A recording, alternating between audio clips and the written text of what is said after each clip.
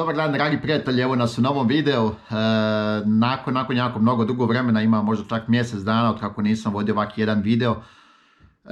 Razlozi su bili, kako bih rekao, osobne prirode, zdravstveni neki ovo ono, morao sam ovak neke preglede, ovo ono, nisam se osjećao dobro.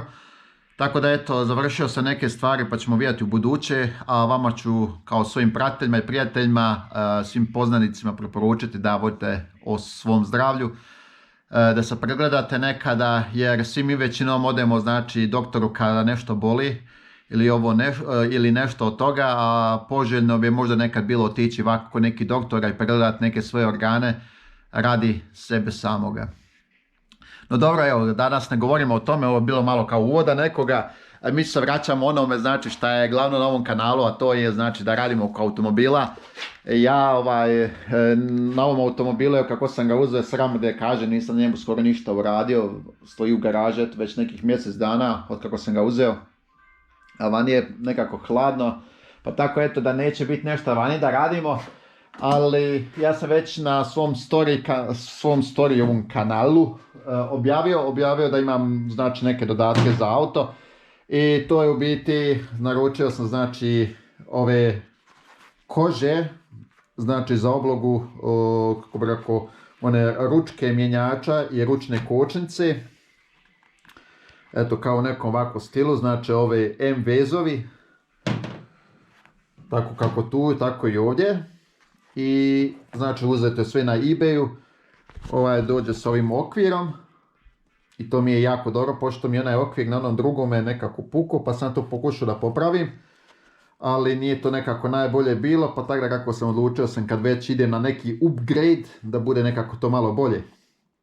I odlučio sam se za ovako nešto, došlo neki otprilike 30 eura, možda nije toliko, sa dostavom iz Poljske.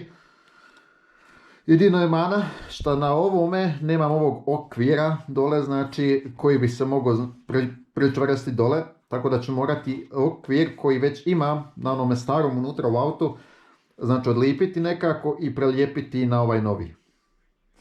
Da, što se ima puno to da kaže, sad moramo to brzo da odradimo. Unutra kako to otprilike sad izgleda. Možda da uzmemo kakvu lampicu, ovo ono, da se to bolje vidi, pošto smo u garaži. Eto to te pitam. Evo ga. Ja sam ovdje to kao navodno vratio, ovaj ovdje dio, ajde moramo to odmah da poskidamo, pošto to nije ništa fiksno više, to samo stoji tek toliko. Ja ovo ovdje, ne znam koliko se vidi, okvir znači bio je puko i onda sam ga odlučio, rekao da ga bacim u smeće, šta će mi bez veze, to je već nešto prijašnji vlasnik radio, pa je lipio, pa je to nešto bez veze nalipio i svaki put kad sam menjao brzine, to je nešto, nemam pojma, iskakalo iz mjesta, tako da eto.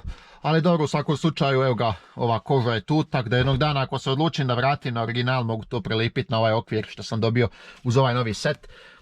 Ovdje se nalazi, znači, ova ručna, malo da to osvjetlimo, nju ću isto da skinem i taj okvir ću da prelijepim sad na ovu novu kožu što sam dobio.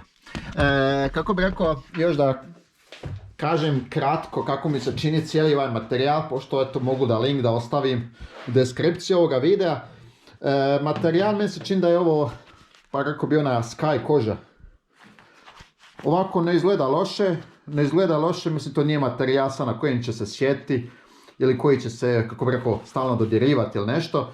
On ne bi trebao da se haba, tako da eto, i da je neke loše kvalitete, ali meni se čini da nije sasvim uredno, koža je svježa, ovo ono, tako da, u takvom, kako bi rekao, formi ovih vezica, isto planiram i volan da odradim, pa vidjet ću u doglednoj sad budućnosti, da odmah i taj volan odradim, pošto je malo se on kao isfuco, nije nešto strašno, evo da osvjetlimo, vidi se malo već kao poderotine neke okolo, a ja volim da su te takve stvari malo, kako bi rekao, urednije.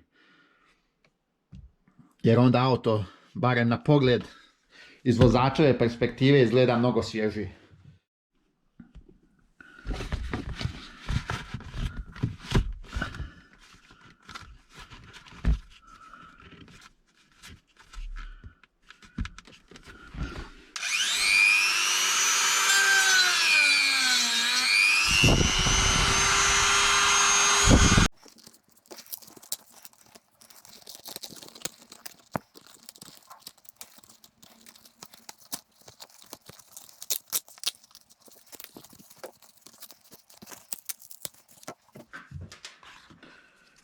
Eto, kako to izgleda nakon kad se skine ovo sve. Evo ga. Sad imamo ovu novu kožu da stavimo.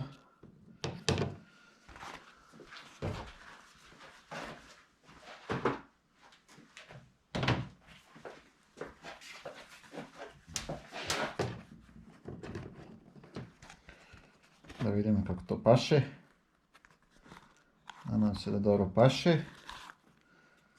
Znači ovako, znači na pačke sam okrenio.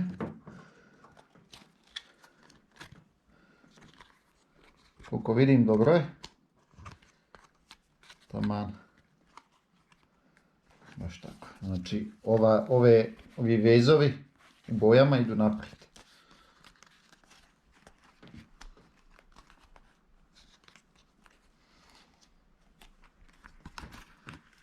Nešto ja ću to sad zalijepati, pa ćemo vidjeti kako to izgleda u konačnici.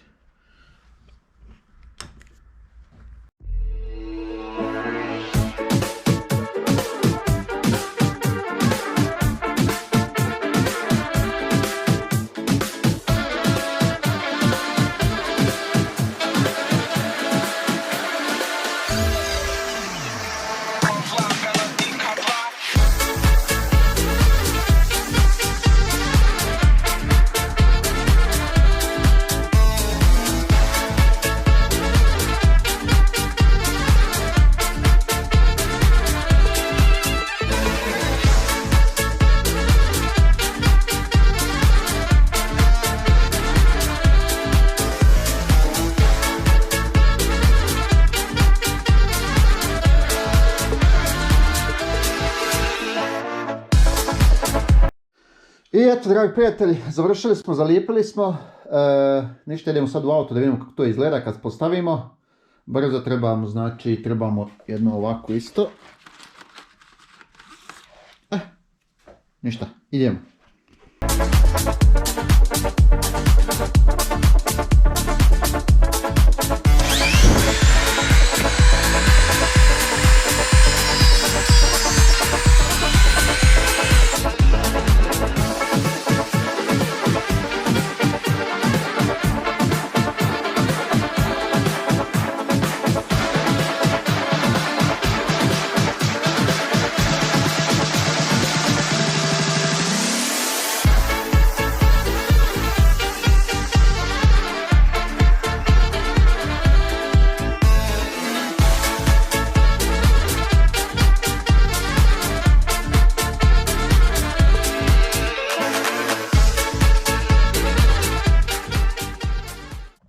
Eto ga, brzo smo znači to u nekoliko videa poslagali, vjerojatno je to brzo jako izgledalo, ali evo ga, ne to puno što ni da se radi, pošto je znači ova koža ovdje na ovome mjenjaču bila već gotova, samo je trebalo ubaciti ko što ste vidjeli u ovom kratkom videu, a ovdje je bilo malo eto posla, malo, ja sam to s ovim svim klemama uradio i da kažem dobro je leglo,